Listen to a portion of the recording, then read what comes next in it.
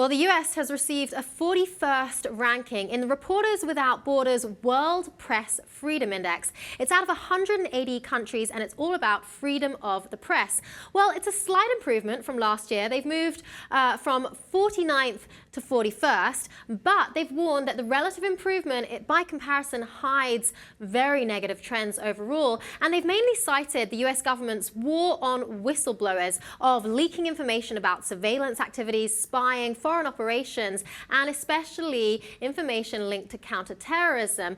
Well, another thing that's been cited is the lack of a shield law, and this is something that's supposed to protect journalists from revealing confidential sources. Now, the report, it has expressed very negative views of the United States press freedom. A lot of this is regarding the war on whistleblowers, obviously with light to the war on terror. Things like the Black Lives Matter protests have been brought into this. Just to give you a little bit of information about the 180 countries and who we're surrounded by, the United States is way down in 49th, France is at 45th, Italy, interestingly enough, is at 77th. Number 1 on the list is Finland, number 2 is the Netherlands, number 3 is Norway. So this is all about freedom of the press. You'd like to think that a country like America would have a very free freedom of the press. Obviously, this is all about our amendment rights as well, but the government's war on whistleblowers who leaked this information about surveillance activities, about spying, foreign operations,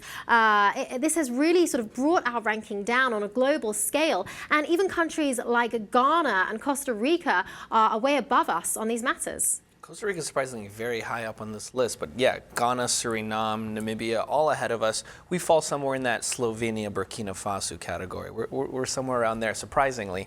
Russia, 148, you said? Wow, all the way at the bottom. You know, what's interesting here is, though, you mentioned the Black Lives Matter movement, and I want to go back to that for a second, because that gives us a good example as to why we're in the 40s here. Now, when you take a situation like that, protests, for example, in certain cities like Ferguson, let's say, we saw a lot of journalists getting arrested.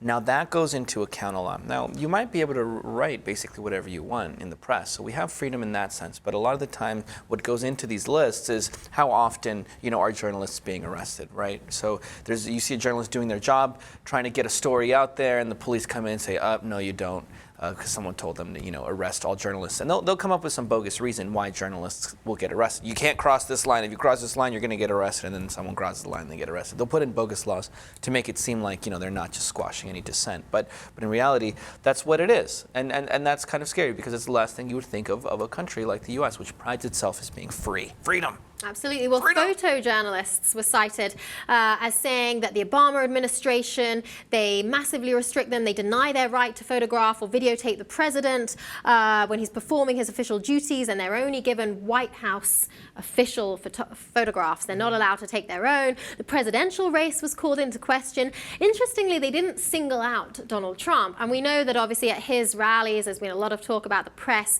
being penned into certain areas, but they talked about the presidential race overall, having the press heavily restricted and what they're allowed to document and how they're allowed to document it. Here's one reporter, what he had to say, Sam Sanders. Here's a little quote from him. He said, Obama's Justice Department has cracked down on reporters in an effort to prevent leaks, and it also set a new record for withholding access to government files under the Freedom of Information Act. Well, it's all about the Freedom of Information Act, freedom of the press. Obviously, our amendments come into issue here. You wouldn't like to think that America would be so far down on this list, down at 49th. You'd imagine countries like Turkey, Turkmenistan to be right down there, but certainly it does seem like in America there have been severe restrictions of the press. Even with the likes of Edward Snowden, you'd think that if we had more freedom of the press and not such a war on whistleblowers, someone like Edward Snowden wouldn't be forced to relocate. Well, there you have it, the World Press Freedom Index. It came out again. America, they're not too high up, they're way down in 49th.